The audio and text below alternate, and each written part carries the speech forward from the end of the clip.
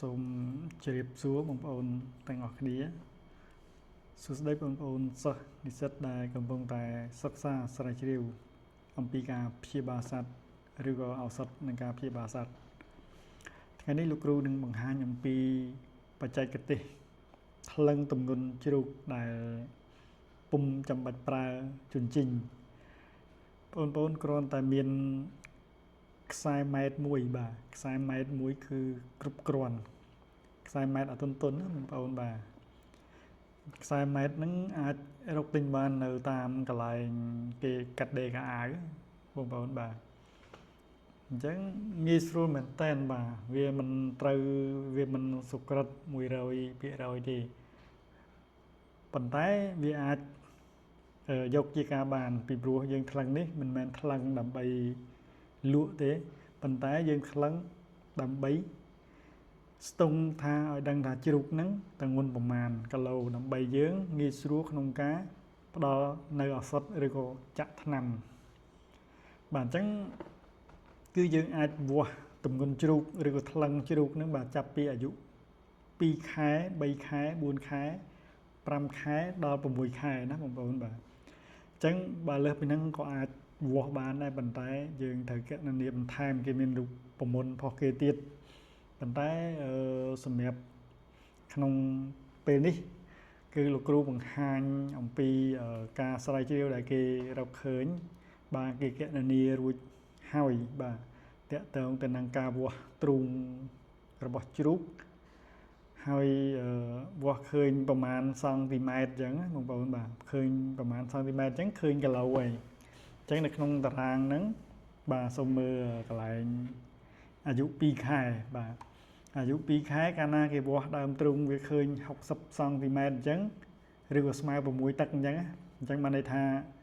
ទម្ងន់ជ្រូកគឺយើងថ្លឹងទៅឃើញ23គីឡូអញ្ចឹងបើបងប្អូនចាប់ជ្រូកនឹងយកទៅថ្លឹងណាបើសិនជាបងប្អូនចាប់ជ្រូកនឹងយកទៅថ្លឹង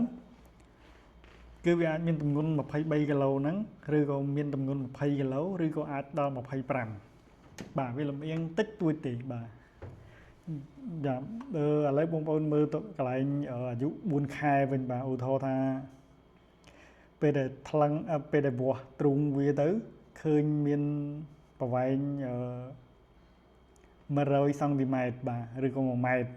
100សង់ទីម៉ែត្រហ្នឹងគឺ1ម៉ែត្រដែរបងប្អូនបាទអញ្ចឹងយើងធៀបវាបាទនៅខាងទម្ងន់វាគឺមានទម្ងន់84គីឡូបាទតារាងនេះខ្ញុំបានប្រើប្រាស់ជាច្រើនដងហើយនៅពេលដែលខ្ញុំចាប់ជ្រូកលក់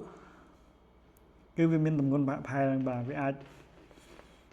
ខុសគ្នា1គីឡូ2គីឡូឬក៏5គីឡូនេះអីហ្នឹងបាទភាគច្រើនគឺ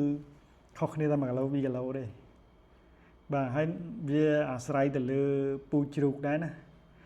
តើតើអង្គការថ្លឹងទម្ងន់នេះគឺភាគច្រើនគឺសម្រាប់ពូជជ្រូកបរទេសពូជជ្រូកដូចរ៉ុបហើយណាំហាន់ច្រឡំហាន់ណាំបាទគឺ Landrace ហើយនឹង Landrace អញ្ចឹងទៅបាទ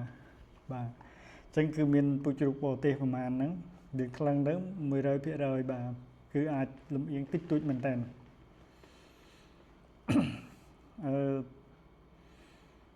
យើងត្រូវតែច្បាស់លាស់អំពីទម្ងន់នេះបាទដើម្បីអីដើម្បីយើងចាក់ថ្នាំឬក៏ផ្ដល់ឱសថទៅ